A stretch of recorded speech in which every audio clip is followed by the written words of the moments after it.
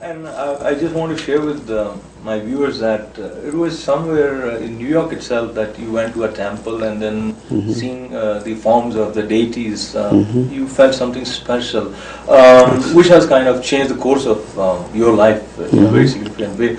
I would request you to go back with us to that particular temple and whatever happened in your mind being there. All right. Well, it certainly was some time ago. Presently, I'm 43 years old, so we're talking about approximately 3 decades ago. I was about 14 years old at the time when I visited my first Hindu temple, and that was in Queens, New York, actually very close to here. It was the Ganapati Temple on Bound Street. And previous to that, I had been studying Hinduism. Even as a child, I had read the Bhagavad Gita. But this was my very first time actually visiting a temple. And I remember as a child, it was an interesting experience. Living in Brooklyn, I remember it was a very long distance to get there. I had to take the train from Brooklyn into Manhattan, into Queens.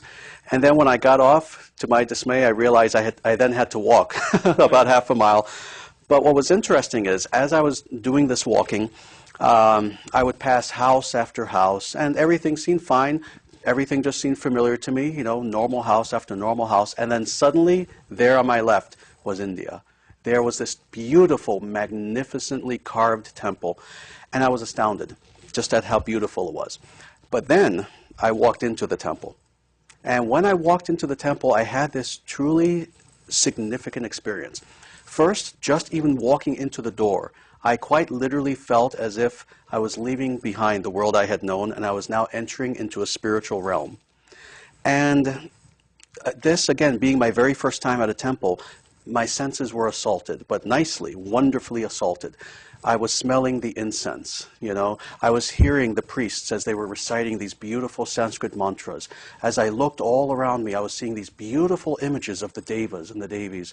So literally my senses were overwhelmed. And after drinking it in for some time, I finally had this fascinating experience. It was a powerful experience. I felt as if I was home. And you know, it's interesting. For many Westerners, when they enter a Hindu temple for the first time, they can feel very overwhelmed because the culture is very, very different. For me, it was a very pleasant form of being overwhelmed. I literally felt as if I was home. And that very day, I remember I went to a smaller place where they had Venkateshwara off to the side. And I remember sitting there and just meditating for some time. And in my mind, surrendering myself and saying to myself, this is now my religion. And it will be for the rest of my life. And I was 14 at the time. And again, I'm 43, still practicing Sanatana Dharma to this day. Right, it's really an interesting and kind of a mystical feeling to hear this kind of experience one undergoes. Like we hear in Mahatma Gandhi's case when somebody tried to push him out of the train, they wanted to get up. Right. So there comes few moments which becomes defining moments. So what after that? Once you came out, you decided to pursue studying Hinduism? Yes. As I said, I was actually studying it for a few years even beforehand. But after that, my commitment just became even stronger. This is the thing that's interesting about Hinduism and about spirituality in general. It's one thing to understand it from a theoretical perspective, but really, ultimately, for spirituality to be alive, we have to experience it. And it was especially at that point, going to the temple, that now my reading of the Bhagavad Gita became even more alive. So yes, I began pursuing it even more, studying yoga, studying meditation, continuing to read the scriptures, doing puja at home, and again, now consciously identifying myself as a Hindu. So soon after that, I became a monk, a Hindu monk living here in New York, but then also going to India several times, living there as well. And yes, I began practicing it in a very in-depth way, taking vows. I've been, for example, vegetarian since 12. You know, I follow all these vows very strictly. I don't drink alcohol. I don't smoke, etc. And what I decided to do later in life was to then couple my personal experience and study with then more of an academic study. of Hinduism. So I ended up going on to college. I went to Loyola University in Chicago, which was, interestingly, a Catholic university. I studied there with Jesuit priests. I studied Western philosophy, Western theology. I then went on to graduate school, where I focused on languages and cultures of Asia, but again, focusing on Hinduism, Sanskrit, etc. I earned a master's and then a PhD in languages and cultures of Asia. And the whole point of my doing this was, again, to kind of couple my own personal commitment to Sanatana Dharma with then an academic knowledge in such a way that I could then teach people in a somewhat higher, more sophisticated way.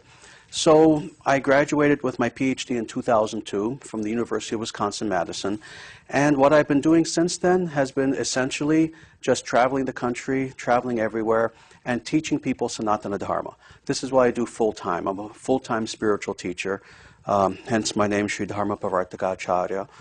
And this is my life. My life is quite literally dedicated to, in whatever humble way I can, teaching people Sanatana Dharma, both Indian Hindu audiences as well as Western audiences. How do you prefer to be addressed, as Dr. Frank or Dharma Pravartak? Well, I always prefer Sanskrit. I always prefer. My students call me Acharya-ji, but you know, anything in Sanskrit it would be fine. So I would now change from Dr. Frank to Acharya-ji. I didn't know about your commitment towards spreading the knowledge of Indian culture, call it, or Hinduism. Sanatana Dharma. Sanatana Dharma. Yes. Sanatana Dharma. Now, I want to come back to you before you started your academic life. When you were practicing, you said that you became monk. Yes. Were you also initiated by any particular guru, any spiritual saint? Yes, I was, actually. I received several initiations. The first initiation, I would have to say, really happened when I was about 14. It was very interesting. There was a priest who was there at the temple, and after I had gone back to the temple several times, he finally approached me. I mean, I'm sure it was a very odd experience for him, seeing this 14-year-old, you know, white boy there at the temple all the time. You know, I was coming several times a week at this point. So he finally approached me, and he gave me somewhat informal initiation into the mantra Om Namo Narayanaya. Again, it was somewhat informal. And unfortunately, to this day, I don't even remember his name because he was only there for a few months and then he disappeared. But I received formal Diksha initiation in India in 1985. My guru's name is Bhakti Rakshaka Sridhar Swami. And he passed away in 1988, unfortunately. He was quite elderly at the time. But that was 85. Then I went back in 1986, a year later, and I received Brahmana initiation. So I wear a Upavita Sutra, I wear a Brahman thread and everything. So again, that was 86. And those were the primary initiations that I had. And currently I'm a Sri Vaishnava. I'm a follower of Ramanuja. Very nice. And going back to, because what happens is the society that you live in, and if you start following certain practices which are unfamiliar for people around you, talking about your parents and your friends and your relatives, and they would see what has happened to him. Was it difficult for you to kind of stand by your conviction? Because I can imagine the kind of, some people ridicule it and Sure. they would question your source of faith that is making a kind of visible transformation. Sure. Well, initially especially, certainly it was a little bit difficult because it was a very significant transition in my life. It was a complete transformation of everything, my entire lifestyle, my beliefs, everything. I was very fortunate in that my parents were very open-minded people. They themselves were